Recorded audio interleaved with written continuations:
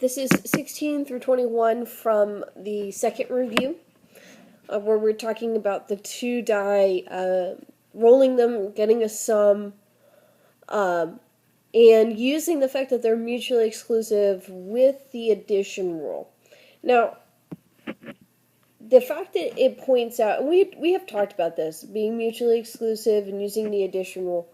The fact is, if two events are mutually exclusive, the addition rule we usually used, where we had the minus p of a u intersection b, this just becomes 0 when you can't do both at the same time. So what we're looking for here is we're going to remind ourselves that the keyword is or, and we're going to use the addition rule. And we have this sample space set up because I find this one to be a case when it's much easier to have the chart sketched out with all of the sums rather than trying to think through all the possibilities. Alright, so if I didn't just see all of that lead up, and I was reading through this question, I'm going to read the question and it's going to say or right here. And I know that I can't, if only, we're only rolling once. We are rolling 2 cubes, but we're only rolling once. I could get a 12 or an 11. I can't get both at the same time. So that would indicate that we're using the addition rule and the fact that there's not going to be an intersection. So that means I'm going to add up the two probabilities, which of course, when we're doing this with fractions, it means adding fractions. But we have 36 possibilities, and both of them are out of 36, so they already have the same denominator. So let's take a look at this first one. The sum of 12 or 11. Well, here's the 12, and here's the 11s. So for the probability of 12 was 1 out of 36. The probability of 11 was 2 out of 36. 1 plus 2 is 3 out of 36. And that reduces, it's too small for me to write on those lines. That reduces to 1 out of 12.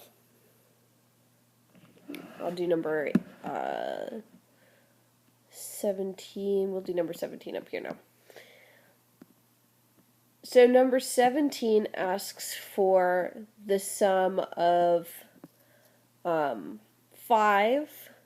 Here's all my 5s. And then it also asks for a sum of 9. There's the 9s.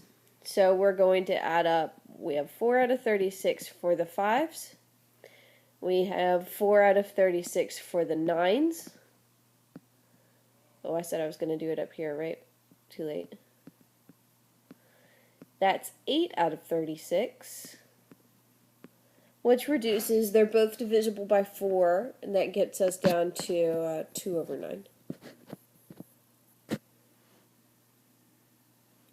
Alright, so we're just adding fractions. Let's try a few more.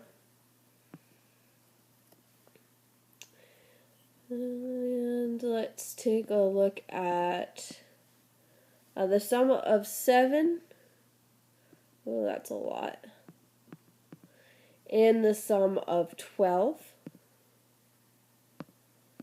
Just down here, it's only one of those. So you should be able to see, just from me highlighting all of those, we have 6 going across the diagonal and 1 down here. I would expect to get 7 out of 12 because those are all of the favorable outcomes out of 36, so we should have 7 out of 36. So we get 6 out of 36 for the sum of 7.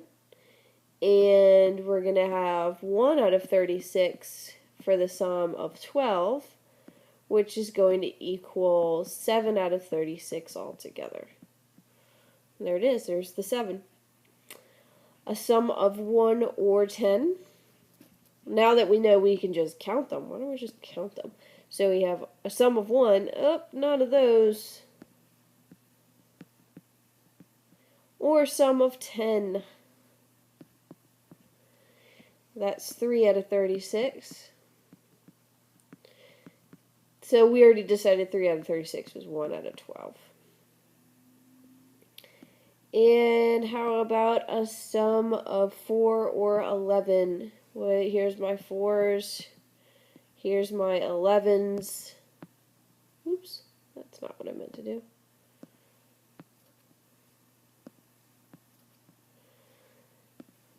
There's the 11s. We have 5 out of 36, and that comes from taking 3 out of 36 for the 4s, and 2 out of 36 for the 11s, which gives us 5 out of 36, which can't reduce. Last one, 3 or 8. 3 or 8. Here's my 3s. Here's my 8s. And we get